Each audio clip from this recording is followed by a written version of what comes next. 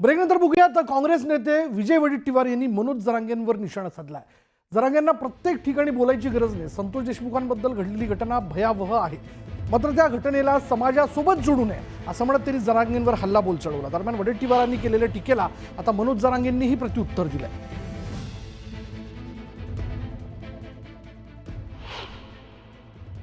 काल देशमुखांच्या संदर्भात खरं तर जरांगे पाटीलला प्रत्येक गोष्टीमध्ये कुदायची गरज नाही, पण प्रत्येक ठिकाणी जरांगे येतात। हे विषय वेगळा होता, त्यांनी त्याला तसं स्वरूप देण्याचा प्रयत्न केला। कोणीही असू देत, सुरेश धस जसा एकदम स्ट्रेट फॉरवर्ड बोलताय, पण त्यानंतर त्यांची भूमिका ही जरा बॅलन्सच होती। मी त्याचं समर्थन करतो असं नाही, परंतु एकदम कुठलीही गोष्ट त्याला समाजावर नेणं, ना देशमुखांनी नेऊ नये ना वाल्मिकच्या पाठीराख्यांनी नेऊ नये। हे न्याय मागायचं असेल तर हे न्याय, जी घटना घडली इतकी भयावह आहे त्या देशमुखाच्या संदर्भात, त्याचं समर्थन करणारा हा माणूस नालायकच असतो। तुम्हाला ठेवायचं काय सगळं वरबडायला? आम्ही बोलायचंच नाही काय गोरगरिबाच्या बाजू आहे ते काय बिचळ काय रे? त्याला काय दम नाही का ना? काय मागं बोललो होतं मी, त्याला काय बोललो का हेंद्र्याला? परत मला बोलल्यावर राग येतो। आम्ही बोललो नाही त्याला, तो बघ ना उद्योग तिकडं, तो काय ठेका घेतला काय? सगळ्यात बोलायचं नाही, बोलायचं नाही, तो कोण लागून गेला?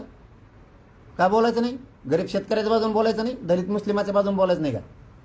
गोरगरीब ओबीसीच्या बाजूने बोलायचं नाही, मराठ्यांच्या बाजून बोलायचं नाही, का बोलायचं नाही? कशामुळे बोलायचं नाही ते सांगा आधी। उगाच शानपट्टी मारीत जाऊ नको।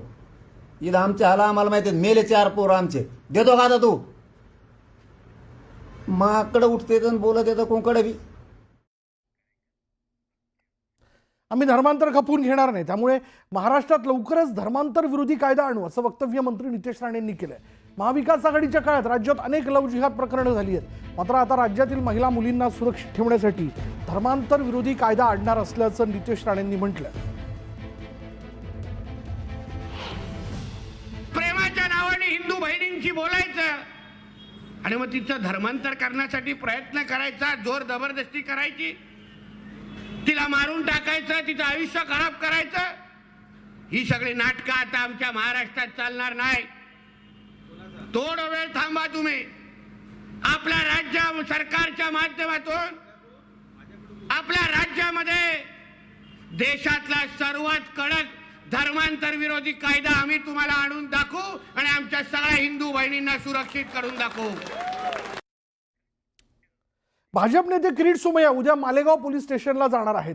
1000 बांगलादेशींची नावं पोलिसांना सुपूर्द करणार आहेत। बनावट कागदपत्र आणि पुरावे देऊन भारतात जन्म झाल्याचं प्रमाणपत्र मिळवण्याचं मोठं कटकारस्थान उघडकीस आणलेलं आहे असं भाजप नेते किरीट सोमय्या यांनी पत्रकार परिषद घेऊन सांगितलं। तर काही बांगलादेशी खोटे आणि दिशाभूल करणाऱ्या कागदपत्रांचे पुरावे देखील त्यांनी दिलेले आहेत असं किरीट सोमय्या म्हणाले। काल रात्री माझे मुख्यमंत्री देवेंद्र फडणवीस यांच्याशी चर्चा झाली। महाराष्ट्रातला या सगळ्या बांगलादेशी रोहिंग्या ज्यांनी खोटे कागदपत्र देऊन महाराष्ट्रात जन्म झाल्याचे प्रमाणपत्र मिळवण्याचा प्रयत्न केला, या त्या सगळ्यांवर कारवाई होणार। मालेगाव पोलिसांनी 3 लोकांच्या विरोधात गुन्हा दाखल केला, 2 अटक झालेली आहे, सध्या ते पोलीस कस्टडीत आहेत। हिंदी सिनेमामध्ये एक स्टंटमॅन असतो तो हे संजय राऊतची रोज सकाळची जे पत्रकार परिषद, ते रोज असं कुठलं ना कुठलं स्टंट वाक्य विधान ते करतात, दुसऱ्या दिवशी ते विसरतात। म्हणून या स्टंटबाजीमध्ये आम्हाला सहभागी व्हायचं नाही, आम्ही आता स्टंट स्टेटमेंटला इग्नोर करतो। नंदुरबार स्थानकात चेन्नई जोधपूर एक्सप्रेसमध्ये काल बसण्याच्या जागेवरनं वाद झाला होता आणि या वादातून एकावर धारदार शस्त्राने जीवघेणा हल्ला करण्यात आला। यात 27 वर्षीय प्रवाशाचा मृत्यू झाला। विशेष म्हणजे या घटनेनंतर नंदुरबार रेल्वे स्टेशनवर सीसीटीव्हीचं नसल्याची धक्कादायक बाब समोर आली। भुसावळवरून चढलेल्या एका प्रवाशासोबत झालेल्या वादानंतर त्याने काही टोळक्यांना नंदुरबार रेल्वे स्टेशनवर बोलावून काठी आणि तीक्ष्ण हत्याराने हल्ला केला। मात्र रेल्वे स्टेशनवर धुमाकूळ घालणारे हे गुंड सीसीटीव्ही कॅमेऱ्यात म्हणजे कैद झाले नसल्याने, मुळात CCTVच नसल्याने ते फरार झालेत. आरोपी अद्यापही अटकेत येऊ शकलेले नाहीत. त्यामुळे नंदुरबार सारख्या मोठ्या रेल्वे स्टेशनवरती CCTV का बसवण्यात आलेले नाही आहेत आणि ते CCTV नसल्या कारणाने जे टोळकीतली लोक या प्रवाशाला मारण्याकरता आलेली होती ती कैद होऊ शकलेली नाही, कारण तिथे CCTV कॅमेराच नाहीत. त्यामुळे आता त्यांचा शोध नेमका घ्यायचा कसा.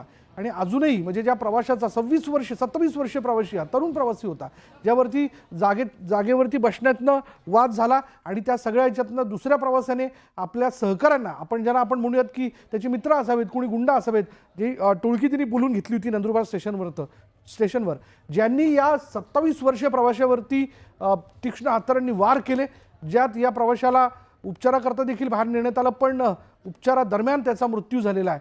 आणि आता ज्यांनी हे वार केले तेच मुळात तिथं CCTV नसल्या कारणाने, त्यांचा शोध लागू शकत नसल्या कारणाने आता त्यांना अजूनही ताब्यात घेण्यात येऊ शकलेलं नाहीये.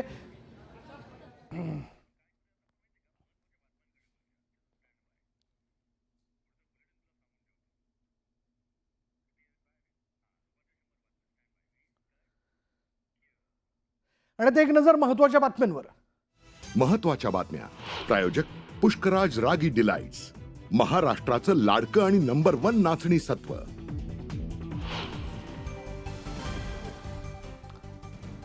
शिवराजनं पंचांना गोळ्या घालायला पाहिजे होत्या, पृथ्वीराजची चूक नाही, तर पंचांचा निर्णयच वादग्रस्त. चंद्रहार पाटलाकडून शिवराज राक्षेची पाठराखण करताना धक्कादायक विधान.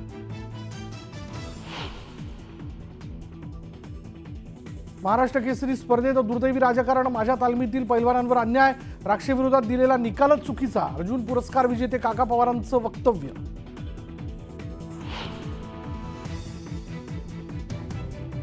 कुस्ती स्पर्धेत अशा प्रकारे पंचांना मारहाण करणं योग्य नाही, न्याय मागताना संयम बाळगणं आवश्यक.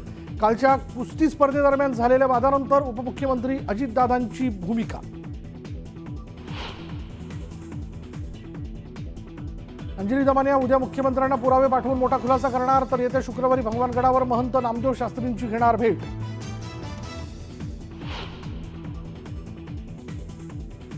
निवडणुकीपूर्वी धनंजय मुंडेंनी वाल्मिक कराडसोबत माझी भेट घेतली होती, मुंडेंनीच कराडची ओळख करून दिली होती. मनोज जरांगेंचा गौप्यस्फोट.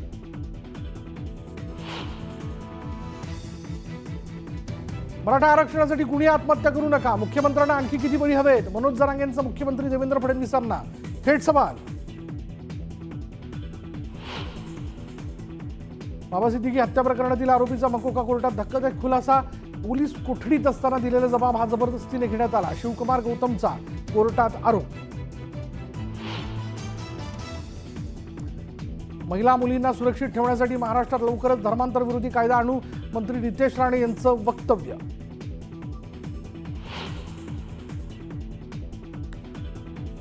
मंत्रालयात फेस डिटेक्शन यंत्रणेशिवाय प्रवेश नाही, आठवड्याच्या पहिल्या दिवशी प्रवेशासाठी रांगा, बिनकामाची गर्दी आजपासून बंद.